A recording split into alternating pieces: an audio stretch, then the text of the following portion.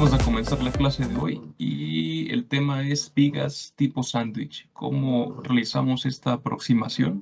Nos basaremos en el libro Gere. Y hay varios puntos por considerar. Primero es que son solo dos materiales en su mayoría. Ya sabemos, si queremos usar más materiales, tenemos que usar términos adicionales en las ecuaciones que ya hemos planteado. Los materiales tienen un comportamiento lineal, elástico, para poder resolver estos problemas.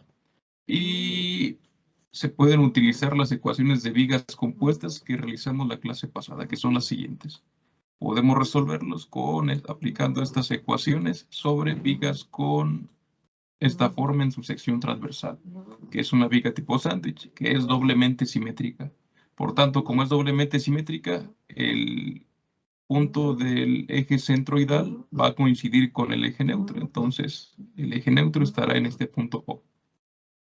Pero podemos hacer una aproximación adicional siguiendo los siguientes supuestos, que van a ser unas fórmulas más sencillas que las que vemos aquí para sigma x1 y sigma x2. ¿Cómo realizamos esto? Bueno, hay que cumplir varios supuestos. Primero, que el material tiene dos tapas. Aquí podemos ver el material 1 y el material 2. Las tapas son el material 1.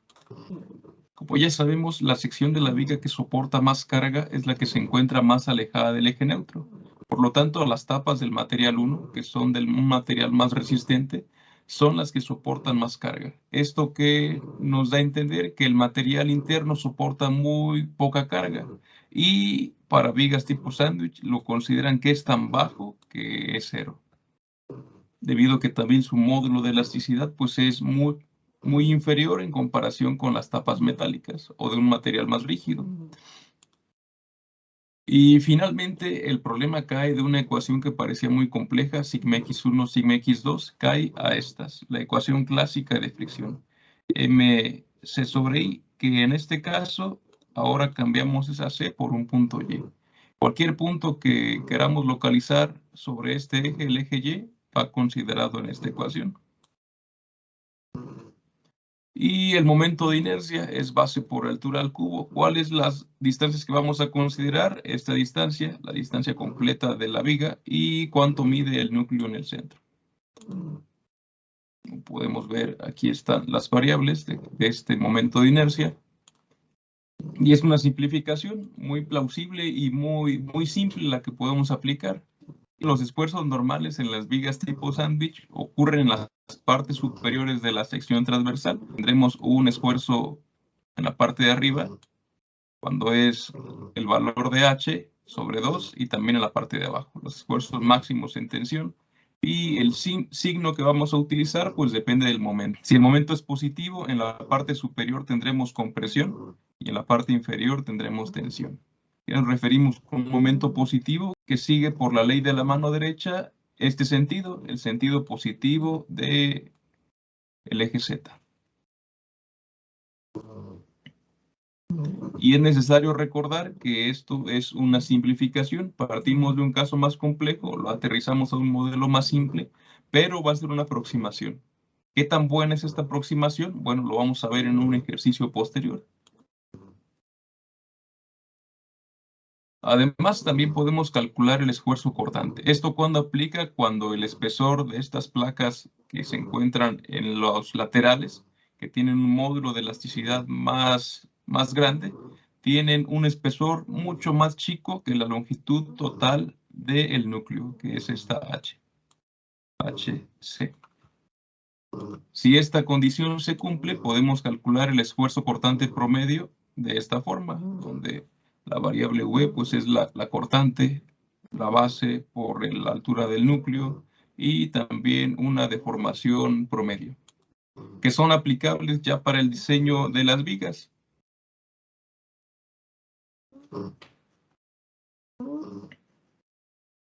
Y bueno, ¿cuáles son las limitaciones para esta aproximación? Esto no aplica cuando los materiales no siguen un comportamiento lineal. Además, las dos partes tienen que estar unidas de forma adecuada. Si tienen un poco grado de separación o si se hicieron mal, esta aproximación va a tener un cierto grado de error más alto. Y también es un caso muy interesante cuando se aplican en vigas de concreto, donde pueden haber dos o más materiales.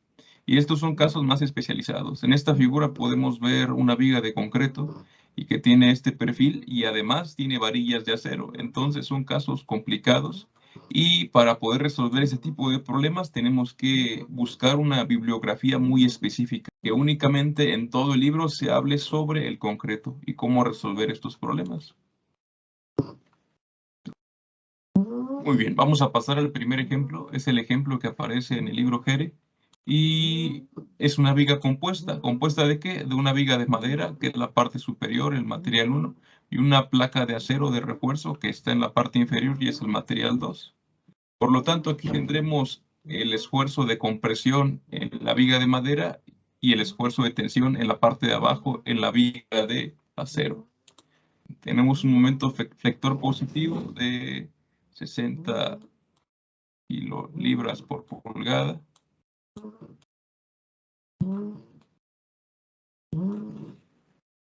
Y los módulos de elasticidad, el módulo de la placa de acero de 30.000 KSI y la parte superior únicamente con 1.500 KSI. Y nos pide que calculemos los esfuerzos máximos. Entonces, para este caso tenemos que aplicar las fórmulas de sigma x1 y sigma x2. ¿Y cómo lo hacemos? El primer paso es calcular cuál es la posición del eje neutro. Y lo hacemos suponiendo unas distancias h1 y una distancia h2. Por lo tanto, suponemos dónde se podría encontrar este eje neutro con estas variables h1 y h2.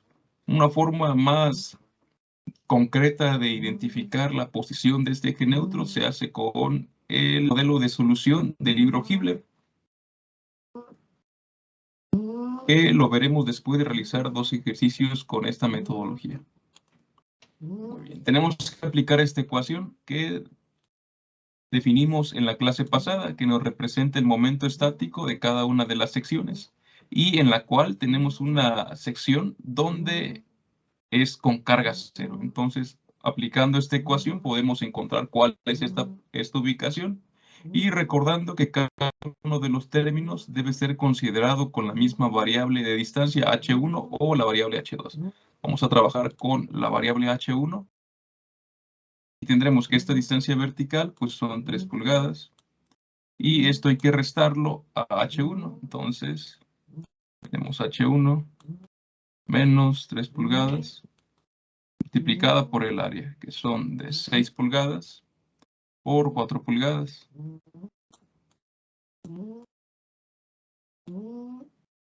Perfecto. Multiplicado por E1.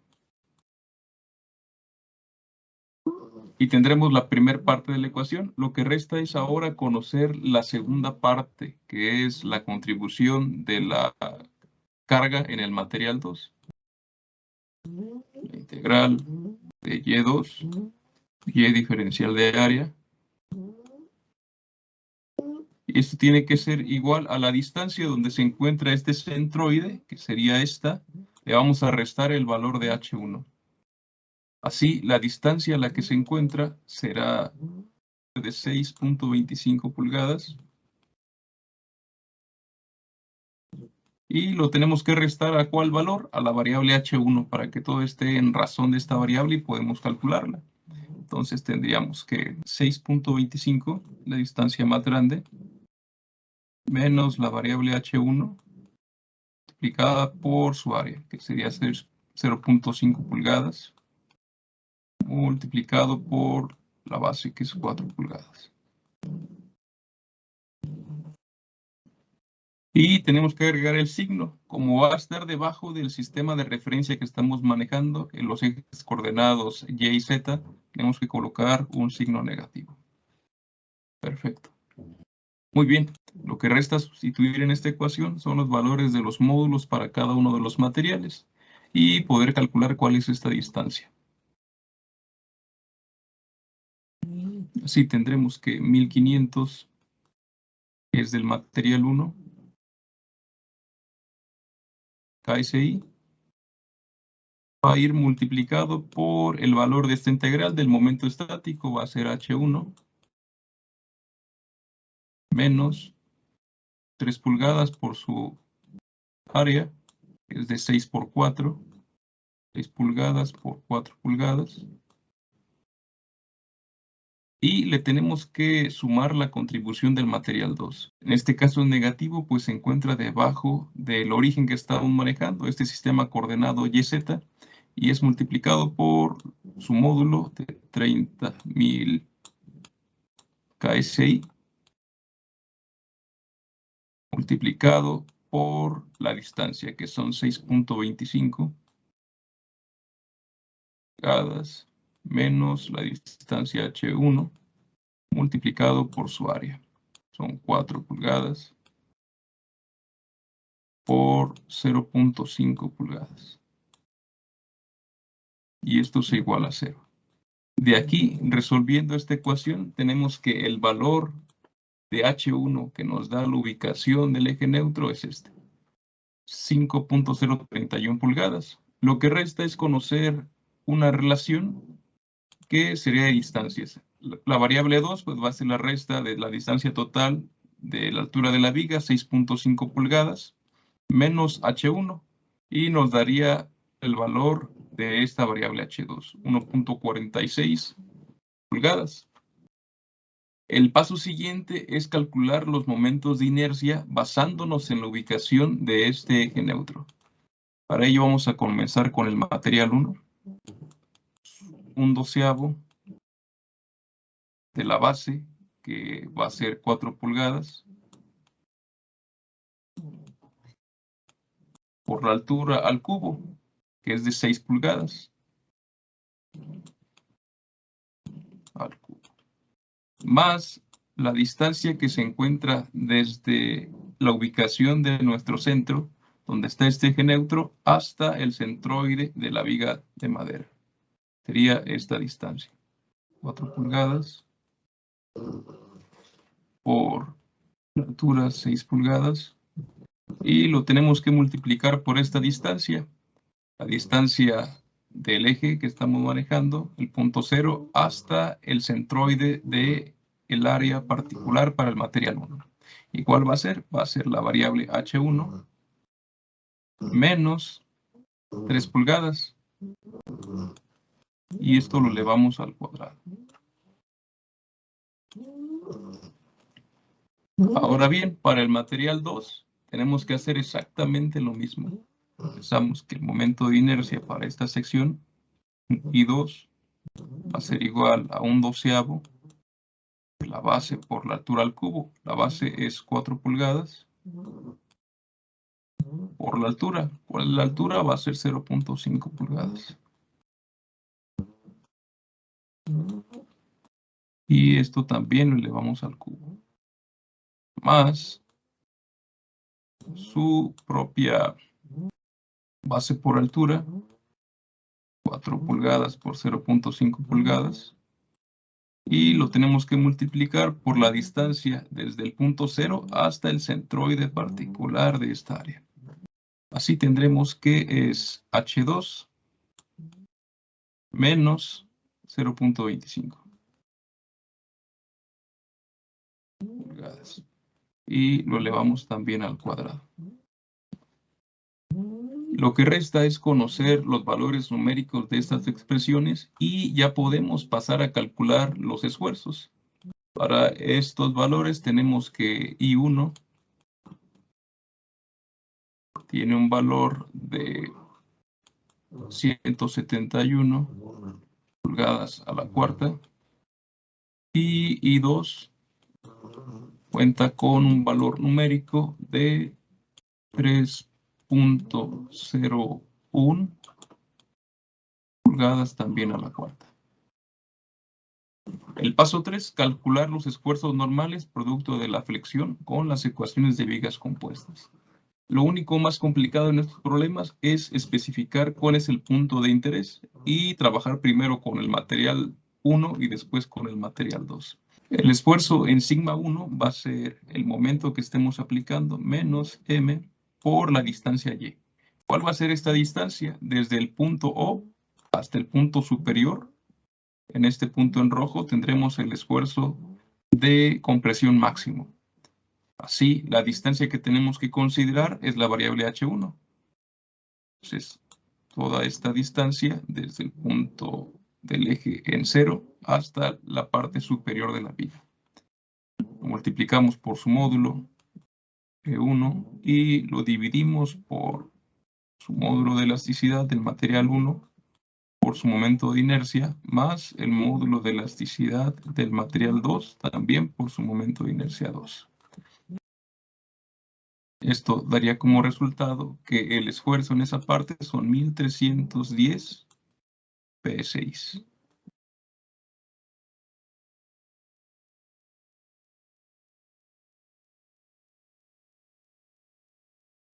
Y recordando que el punto que manejamos de la variable y, pues es h1.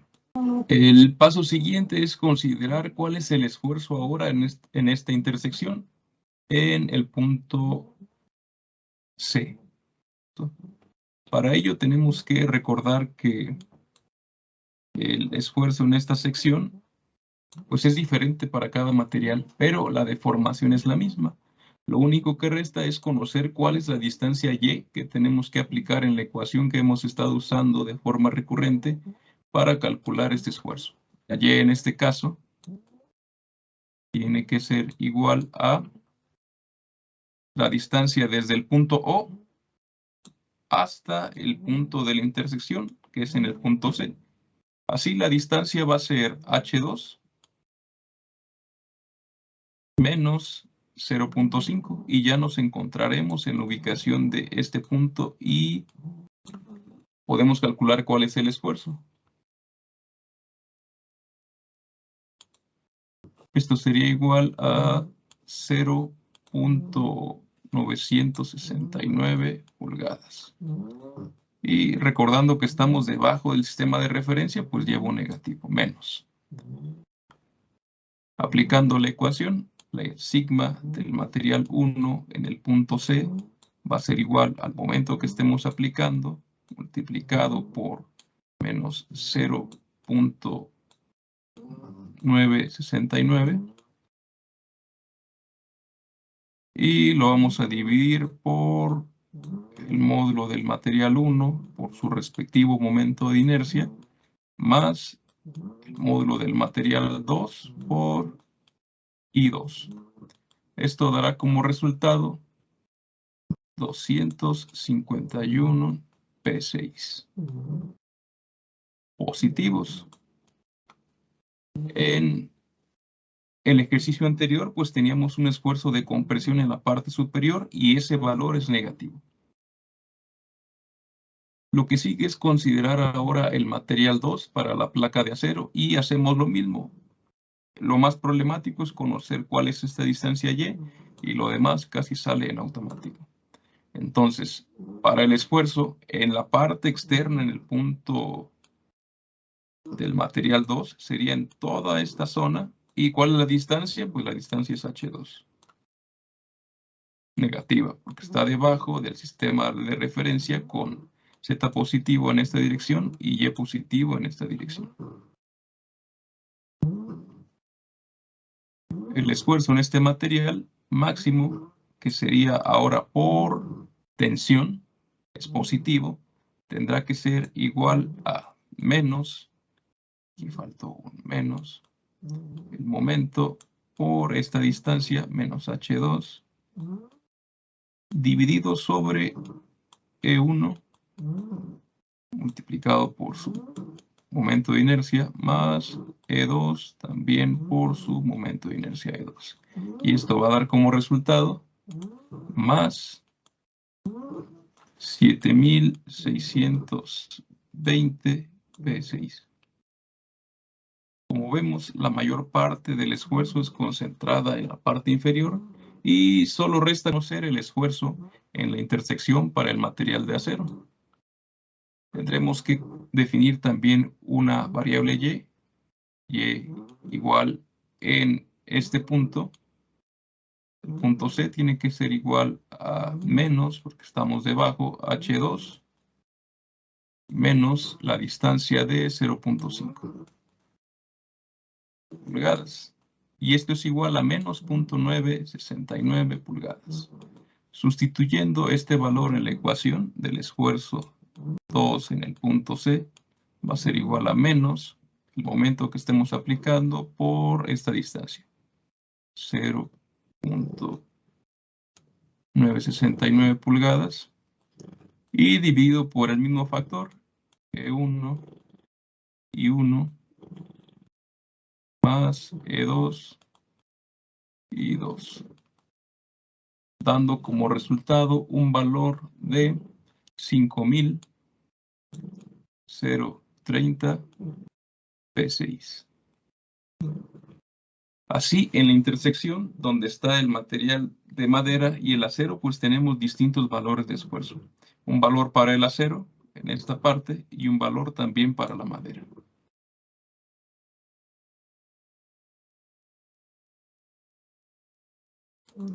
Para el segundo ejemplo, este ejemplo es del libro Hibbeler.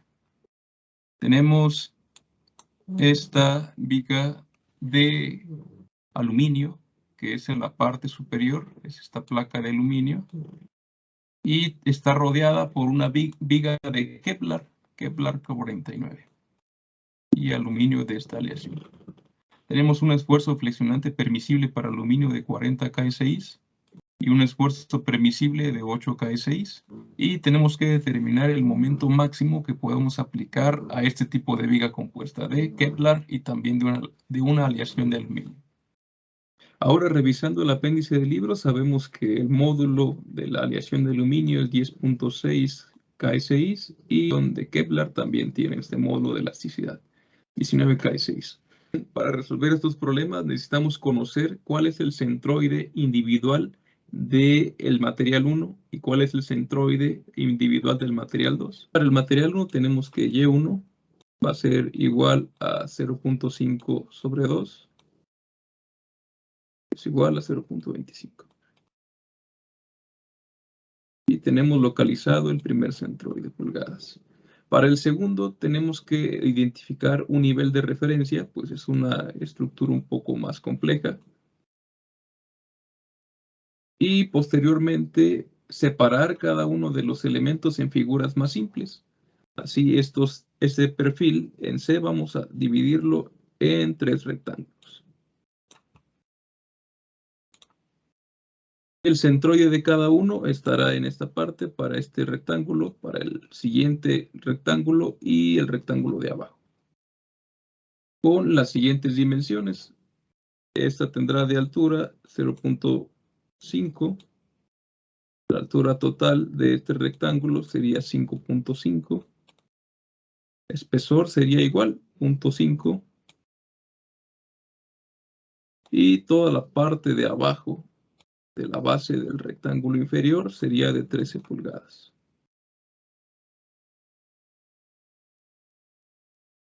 Recordando un poco del curso previo, sabíamos que el centroide geométrico de cualquier sección transversal va a ser igual a la sumatoria de todas las áreas multiplicada por un centroide medido desde el nivel de referencia, y lo vamos a dividir por la sumatoria de toda la sección transversal. Por ende, para este problema tenemos que la base del rectángulo más grande son 13 pulgadas, multiplicada por su altura, 0.5, y además tenemos que agregar la distancia hasta el centroide, que sería la mitad de 0.5, 0.25. Más el siguiente elemento, en este caso sería el doble, 2 veces, porque son 2 rectángulos. Su altura son 5.5 multiplicada por su base, son 0.5. Y tenemos que multiplicarla por la distancia desde el nivel de referencia hasta la ubicación de este centroide, que sería 6, que es la altura total del perfil estructural, menos 5.5 dividido sobre 2. Todo esto lo vamos a dividir por la sumatoria de las áreas, que sería 13 por 0.5 más 2 veces los dos rectángulos, 5.5 por 0.5. Y esto nos daría como resultado un Y2 que es igual a 1.625 pulgadas. Muy bien. El paso siguiente es aplicar la integral de los momentos estáticos. Teníamos que E1 por la integral de Y diferencial de área para el material 1 más E2 por la integral del material 2 por Y diferencial de área. Y esto va a ser igual a 0. Sustituyendo cada una de las ecuaciones, tenemos que E1 multiplicado por la distancia H1 menos la ubicación del centroide de la aleación de aluminio, que serían los 0.25. Multiplicado por el área, que tiene 0.5 por 12. Menos E2, pues, se encontrará debajo del nivel de referencia, multiplicado por la altura total del perfil, menos la ubicación del centroide que acabamos de calcular, que es 1.625, y menos H1. Multiplicado por el área, que son 13 por 0.5 más 5.5 por 0.5 y todo esto por 2, pues son los dos rectángulos laterales. Y lo igualamos a 0. Despejando cada una de las variables, tendríamos que E1 por H1 menos 0.25 por 6 menos E2 por 4.375 menos H1 y todo esto da como resultado 12 igual a 0. Y aquí tenemos que despejar cuál es el valor de H1. Así tendríamos que H1 tiene que ser igual a 1.5 multiplicado por E1 más E2 por 52.5 y dividido por lo siguiente, que sería E1 por 6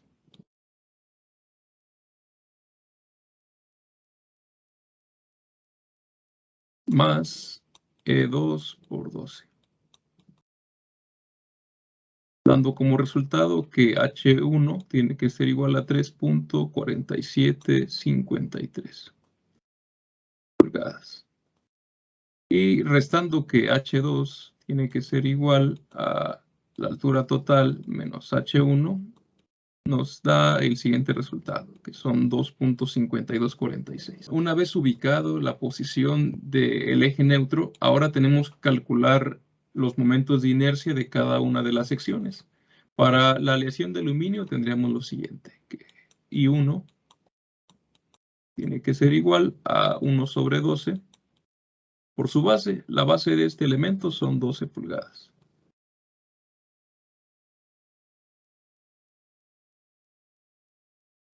Por la altura, que son 0.5, la altura que son 0.5 al cubo, más por la teoría de los ejes paralelos, tenemos que desde el punto de origen hasta el centroide también hay una contribución, que es la base, la altura de este elemento, multiplicada por la distancia desde el origen hasta el centroide, que sería H1 menos 0.25 al cuadrado. Esta parte nos daría como resultado que I1 es igual a 62.54 pulgadas a la cuarta. Para el segundo momento de inercia, tenemos que dividirla de nuevo la figura. Entonces, en este caso vamos a dividirla de forma diferente. Para que sea un poco más sencillo, ponemos que la altura ahora de dos rectángulos laterales sea de 6 pulgadas con su base de 0.5 pulgadas. Y para el rectángulo intermedio lo ponemos que sea de 12 en lugar de las 13 que fue considerado anterior, y por su altura de 0.5. Muy bien. Así, el momento de inercia de el elemento 2 va a ser igual a 2 veces 1 sobre 12 de 0.5 por 6 al cubo más su base 0.5 por 6 por esta distancia en la cual se separa el origen del centroide individual de cada uno de estos elementos. Muy bien, entonces sería de 3 menos h1 y esto es al cuadrado. Pero aún no termina aquí este momento de inercia, falta el elemento inferior que sería de 1/12 de la base que son 12 por la altura que son 0.5 al cubo más su base 12 por 0.5 por esta distancia que sería h2, la distancia que se encuentra separada cada uno de los centroides individuales, menos 0.25. Sería el centroide de la parte inferior menos la variable h2 y al cuadrado, dando como resultado que I2 es igual a 50.52 pulgadas a la cuarta. Para calcular el esfuerzo máximo permisible tenemos que ubicar los puntos donde este va a ser más alto. Y esto sería para la aleación de aluminio en la placa, sería en la superficie, sería con el valor de H1. Y también va a ser el mismo punto para la viga de Kepler, pues también se encuentra una parte de su estructura en contacto con la aleación de aluminio. Para no hacer el ejercicio tan largo, vamos a evaluar únicamente el elemento donde el esfuerzo permisible es el más bajo, que sería en la viga de Kepler. Vamos a sustituir el valor numérico, que son 8. Tiene que ser igual a menos el momento máximo, donde el esfuerzo es el permisible, multiplicada por una variable y. ¿Cuál va a ser esta variable? La variable h1. Por el módulo 2, que es de 19 kSI, y dividido por I1 por el módulo de elasticidad del elemento 1, más E2 por I2. Despejando de aquí el momento máximo, tenemos que Mmax va a ser igual a 196.61 kilolibras por pulgada. Y este es el resultado que estamos buscando. En la siguiente clase vamos a ver la metodología del giro, cómo ellos manejan la ubicación del eje neutro y cómo es un poco más sencillo.